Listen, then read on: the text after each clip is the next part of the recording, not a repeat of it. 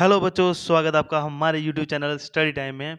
आज का नया टॉपिक है रदरफोर्ड मॉडल ऑफ एटम। तो बच्चों पॉइंट वाइज आपको बताऊंगा मैं, इसके बाद आपको कोई शिकायत नहीं रहेगी रदरफोर्ड मॉडल ऑफ एटम के बारे में। एक ही आपको काम करना पड़ेगा कि वीडियो को लास्ट तक देखना पड़ेगा, तभी आपको पूरी समझ आएगी। चलिए शुरू करते हैं Rutherford model of an atom.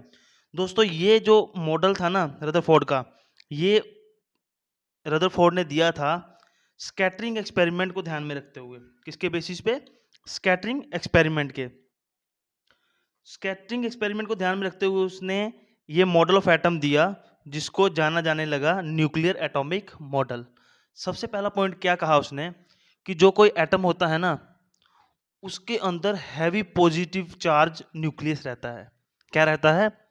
Heavy मतलब भारी पॉजिटिवली चार्ज न्यूक्लियस। वहां पे प्रोटॉन्स और न्यूट्रॉन्स प्रेजेंट रहते हैं। कौन प्रेजेंट रहते हैं? प्रोटॉन्स और न्यूट्रॉन्स। उसके बाद दूसरा पॉइंट है बच्चों,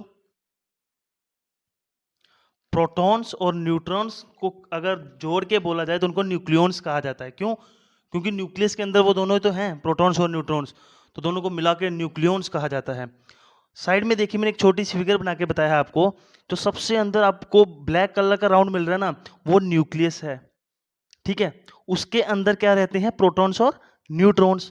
दोनों को एक साथ क्या बोला जाता है? न्यूक्लियॉन्स। ठीक है बच्चों। तीसरा पॉइंट उसने कहा कि जो मैक्सिमम उस एटम का मास होता है ना, जो वेट होता है एटम का, वो इस न्यूक्लियस की वजह से ही होता है।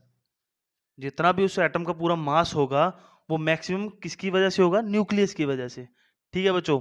न्यूक्लियस का रेडियस भी बता दिया उसने, 10⁻⁻13 सेंटीमीटर होता है। और पूरे एटम का रेडियस क्या होता है? 10⁻⁸ सेंटीमीटर।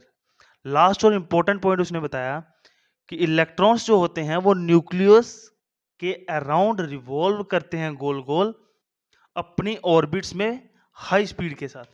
जैसे सोलर सिस्टम में क्या होता है, सन के अराउंड प्लैनेट्स रिवॉल्व करते हैं ना, ऐसे ही ये जो इलेक्ट्रॉन्स होते हैं, ये न्यूक्लियस के अराउंड ऑर्बिट्स में रिवॉल्व करते हैं। जैसे सन के अराउंड अर्थ अपनी ऑर्बिट में करता है, मरकुरी देखें तो अपनी ऑर्बिट में करता है, तो ऐसे ही ये इलेक्ट्रॉन्स भी अपनी अपनी ऑर्बिट में रिवॉल्व करते हैं न्यूक्लियस के आगे पीछे अराउंड विद हाई स्पीड के साथ।